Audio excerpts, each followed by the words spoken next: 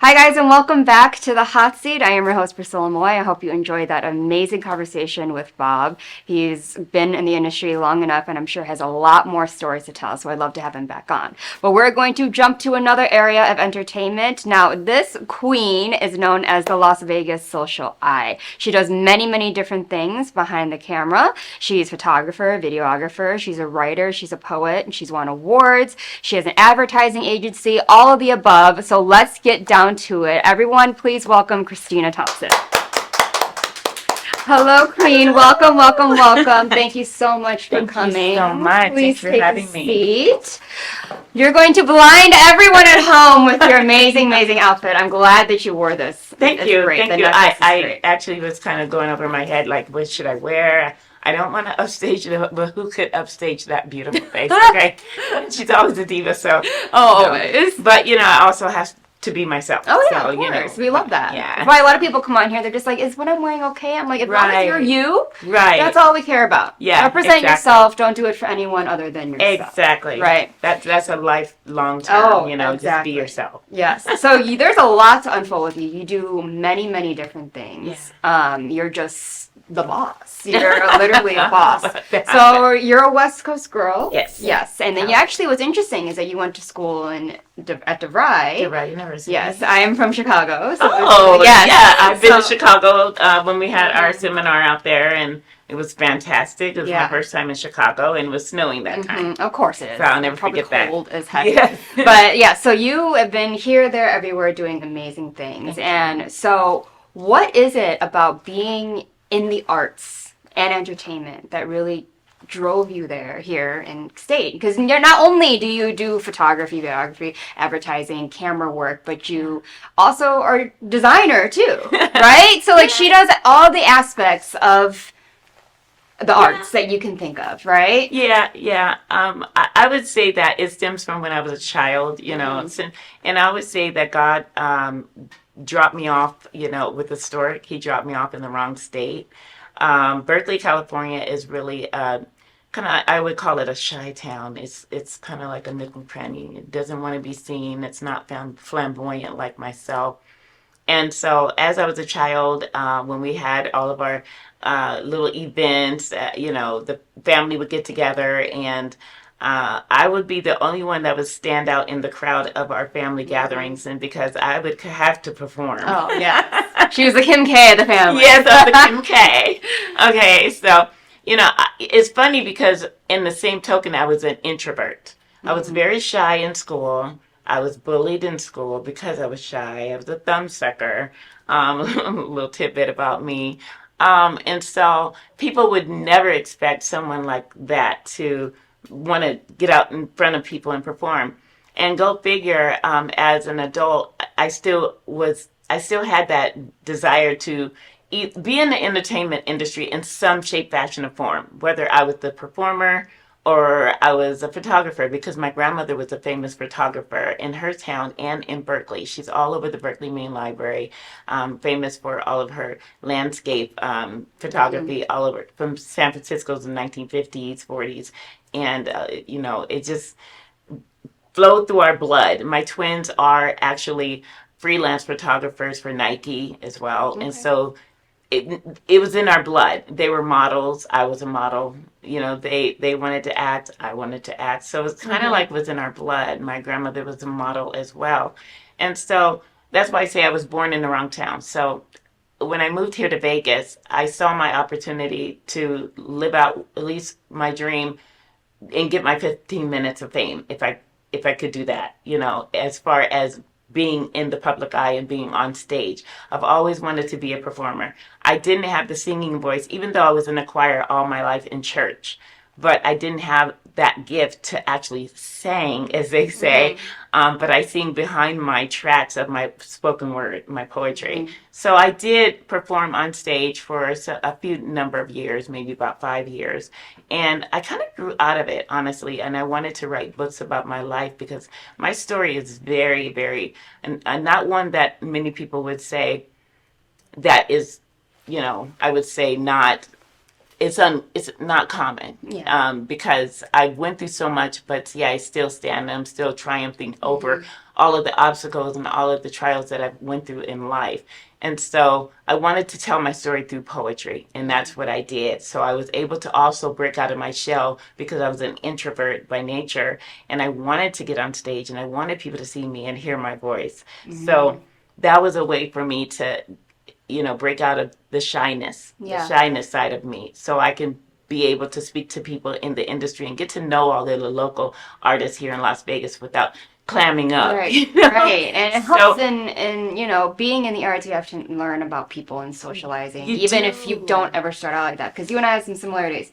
I was not always loving being extroverted. It's a thing you work through, even though it might always be there, but unless you channel it, it's not going to come out, right? You got to do what you got to do. You have to do what you have to do, and you have to you're going to make your mistakes. You're going to fumble on stage, especially on stage, where I made my mistakes, forgot my lyrics, and felt really embarrassed. But the more you do something, regardless if it's on stage or just going out to networking mixers, the more you do it, the more you become comfortable with the environment and the atmosphere of being around a lot of people and them noticing you and them actually paying attention to you. Because if you would have asked me 10 years ago if I would ever want to be interviewed on TV, I would have said, oh, no.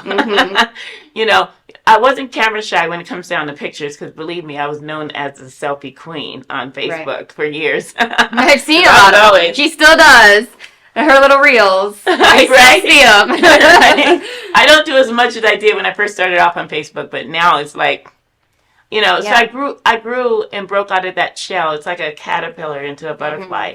So I turned into that butterfly where I'm that social butterfly now. But my thing is that I want to actually, instead of being the performer, I want to be behind the scenes, because there's so many artists out here that are incredible that don't get the acknowledgement and the recognition that they deserve as being local celebrity entertainers. And so that's what I wanted to do as being the Las Vegas socialite, is actually being their eye, their eagle eyes, and showing them off to the world, and making promo videos for them to really show off their diversity and their skills and their talent on stage. And, it's fabulous. I just love it. And that's why you have your own advertising agency, Savage Journey Entertainment in advertising, correct? Yes. And how long have you had that going on? Actually, I started it as Vegas Valley Visions, and it didn't pop off. That was back in 2016. Okay. And so I think I didn't position myself and learn enough about the industry to really make it happen and, be successful in it. So life happened, as they say, life be life. And life happened to me and got in the way of me being able to bring that to fruition. And so I had to put that on the back burner and take care of Christina.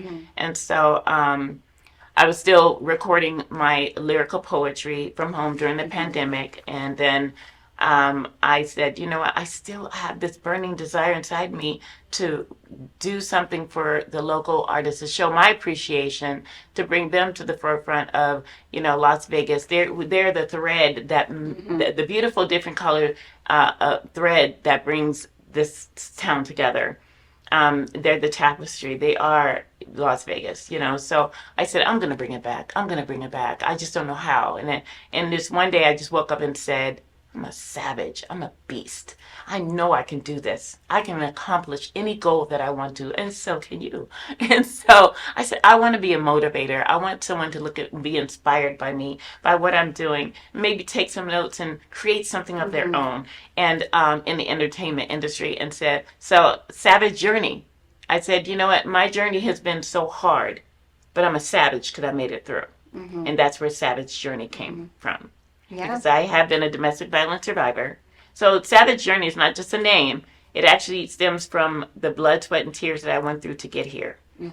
The bullying, the homelessness, the abuse, verbal, physical, mental abuse that I was subjected to for many years. And then my survival through it all, it just showed that I was a beast and I can conquer anything. Exactly. Like a queen, too, and you can shine through it all. You can Obviously. shine. No, you can. Yes. So I'm also a motivational speaker Right. for domestic violence and advocate for domestic violence, women and children affected by domestic violence and displaced by it, being homeless. And so I went out to the shelters at the Shade Tree Shelter where I lived for 3 months myself.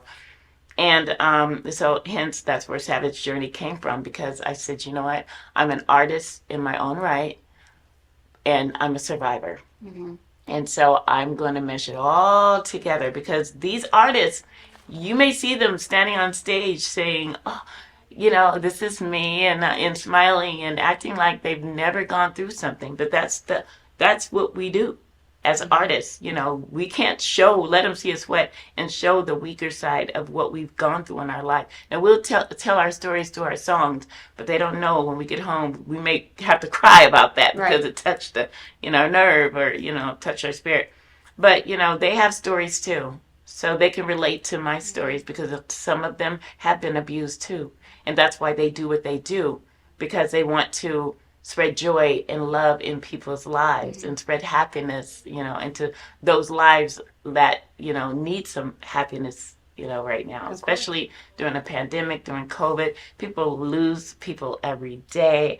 They go through so much. And so Las Vegas, what I take personally from the Las Vegas local entertainers is the fact that when I go to their shows, I leave like, like it's my fix, Yeah. It inspires you in a way, and kind of recharges you, and reminds you why you're in the industry. Right. It gives me purpose, so that this is my purpose, and I love them so much. I can list a whole name of them that I just love, and I appreciate them for all the hard work that goes into behind the scenes of them doing what they do for us. Yes. And so being the Las Vegas socialite and doing what I do, I just basically want to be that outlet and that go-to person for who to go see, and where they're showing, and, who they are. Go follow E.C. Adams. Go follow Monique Maffei Hessner.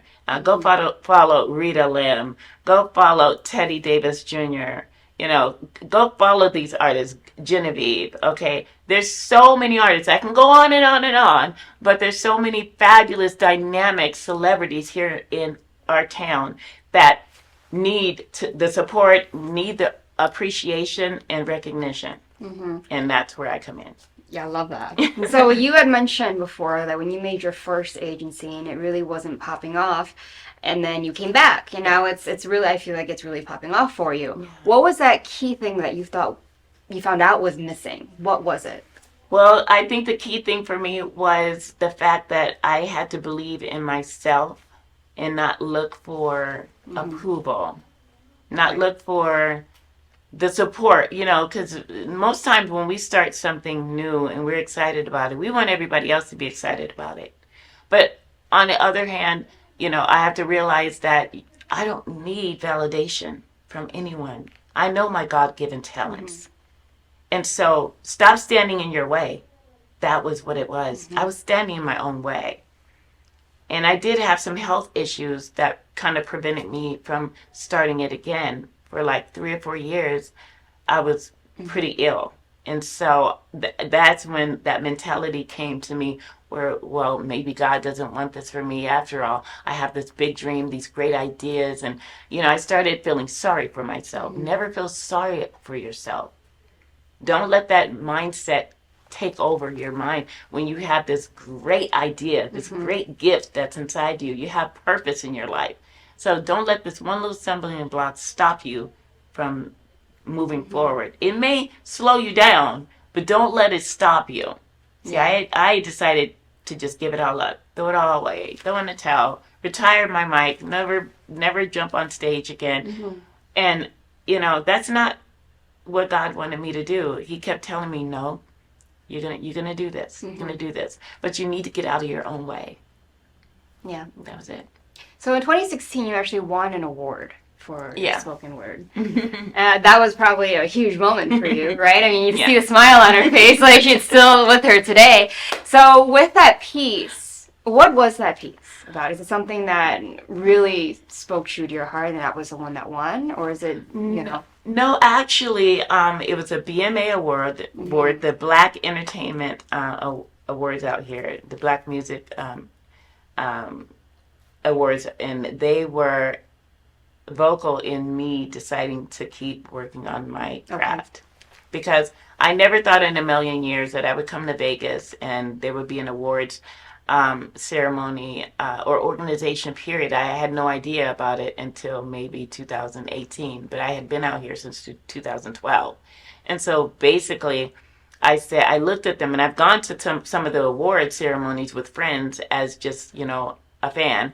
And I was like, wow, I would love to be on that stage, winning an award. But it'll never happen. See, standing in your way, that negative Nancy mindset. Right. And I had to get over that too. And so I said, you know what? It's possible. One day I might. So here we are in 2016, and they approached me and said, you know what? You were nominated for a BMA award for the Best Spoken Word Artist of the Year. So it wasn't just one piece. It was just the Best Spoken Word Artist of the Year. And I said, those little bitty accomplishments that I thought were so small, and I didn't think anyone was watching me or really cared about my little poetry, about my life, they actually hurt me. All of it. Yeah. Not, I didn't think people were watching me, just Yeah. when you think that you don't have the support, because when you're on Facebook and you're posting all of your poetry or your music, whatever it is you do, and you don't see any likes, and people would tell me, just because they don't post or they don't like on your post doesn't mean I didn't see it. And I'm like, but why didn't they like it? Why didn't they post validation. The validation. There we go, the validation. That you're looking for, that you don't need, You see? I grew out of that. Yeah. I don't need that anymore. I've grown up. I've matured. I've turned into that butterfly where, I'm flying free. And if no one wants to fly with me, it's okay. So when I won that award, it just showed me that I still had a gift. And God was kind of awarding me and showing me that I bless you with this gift to share with the world your story so you can help someone else survive. It's inspirational stories about my life and what I've gone through. And a lot of us have all gone through the same thing I've gone through. It's nothing new. And so when I won that award, I was so proud, and I said to myself, you know what, this is it. I don't need to prove myself anymore. I don't need to continue going to the BMA Awards to try to win another award against other fabulous spoken word artists out here like Brittany Sharp. Amazing. Love her. And honestly, there was I think it was Brittany Sharp and another artist that I was up against, and I still, to this day, cannot believe that I won that over even Brittany Sharp, because she is sharp as a tattoo. And she is a singer. She is a fantastic spoken word artist. And so I give a lot of praise. I accepted that award on behalf of all of the spoken word community, the spoken word artists out there that are doing it. They're still doing it to this day, where I decided to retire my mic. They're still doing it, and they're still doing good things. So I really accepted it on their behalf, and I wanted to let them know that I love them so much, and I'm so proud of them. And I'm so thankful that I'm still a part of the industry in this way, where I can now show off their talents and celebrate them. Right. Now you're celebrating a bunch of artists. I know that you do your own interviews. You have interviewed a lot of singers. I know Rita Lynn, that's one interview that I did see. Yes. So what is it like not only going to the shows, advertising them, pushing out their social media, but actually getting to know these artists? What do you take from knowing them personally, and how you bring that into your work? Oh my goodness. Getting to know them on a personal level, even after their shows, and getting to become friends with them, it shows me their true heart, their true spirit, because like I said earlier, not only are they working so hard behind the scenes to make their productions grand, but they're real people, and they'll tell me stories about what they're going through, what they're dealing with, and I'm like, wow. You have all this going on, like the Rita Lim, she was my first interview, and when she told me all that she had going on, and she still shows up at the Tuscany every Sunday at 7 p.m., being that beautiful, bright, shining star on stage and acting as if that's all she has to do. but she's has all this burst of energy, and she's incredible. So I tie that in with what I do, because this Las Vegas Socialite and the Las Vegas Spotlight videos that I do, the interviews that I do and conduct with these fabulous entertainers, shows you a sneak peek into their life, that they have a lot going on outside of what they're doing for us, entertaining us. They're not just sitting around. We have this perception of entertainers that they're living this grandiose life, and they're like sitting at the pool. Well, if they're not entertaining, they're sitting at their big mansion, just, because that's what people would come to Vegas, and they see even the local entertainers and artists. They think of them as having billions of dollars, and they have big cars, and they have no problems, no stress. But I tell you, when I talk to some of them, they'll tell you some things, but I tell you, they make it look good. When they get on stage, they're a beast too. They're a savage journey. Oh. That's their savage journey. They're showing you that no matter what life bring you, if you have any obstacles, walk around them, honey, and get on that stage and be fabulous. Oh, yeah. Okay? Be fabulous. You can do it. Okay? There's no excuse, because what they've told me and disclosed to me versus what you see on stage, honey, I just bow down. Right. Like, Right. Yeah. like they are teaching me how to still push through the adversity of being in the entertainment spotlight, because that it does come with a lot of challenges it does. and adversities. Yes.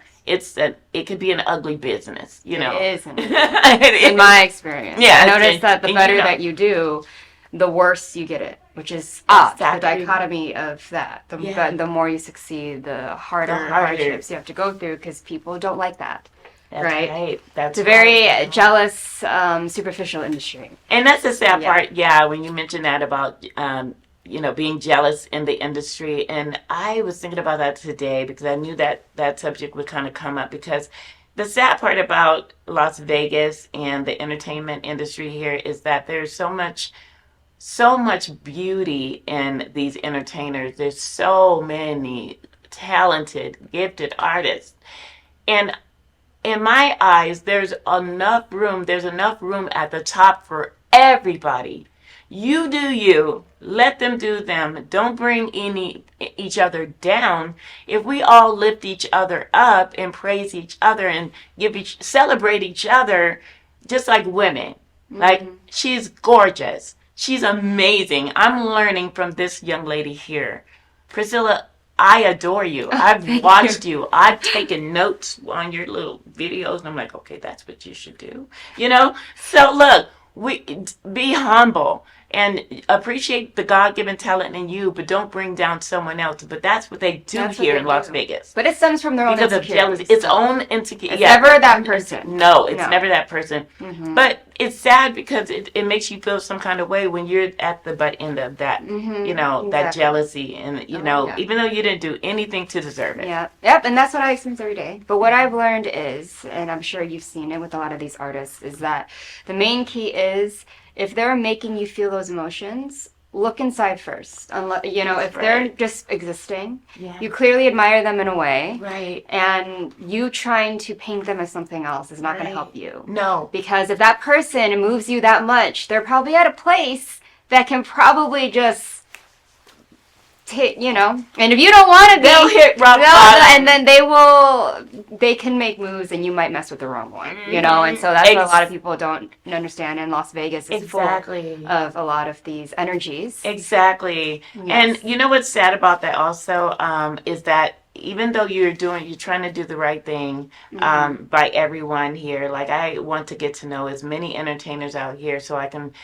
spotlight them as well and show off their amazing talents. And I meet a lot of good people, good-hearted entertainers. And so those are the ones I really work hard for. Those that appreciate what I do. I'll work for anyone, but I really go hard for those who appreciate the dynamics of what I go through and have to do for them. But they bring a lot to me, so that's why I do it, But I would never want to be involved in the butt-in or the messiness that goes along with the entertainment industry, because even being a good person, they are jealous of you for being that good person, Exactly. and people wanting to gravitate Yeah. to you and Yeah. be on your show or Exactly. do or hang out with you or whatever. And then now they want to start a rumor. And Oh, yeah. 90% of the time, if there's any rumors out there about me, they're wrong. They're not true. No, it never is. So I'm going to ask one more question. This question I ask all my guests. It really sums up who they are and really just kind of brings you together as a whole. And that question is there a philosophy that you live by? Yes, do unto others as you would have others do unto you. And that's exactly the same thing that Bob Sadler said. You too, Oh. you know? Wow. And it's really interesting because I make a joke that I always have a theme of every episode, even if it's not planned. You know, it'd be two completely different people doing different things. That's right. And something about the episode in a whole has a similarity.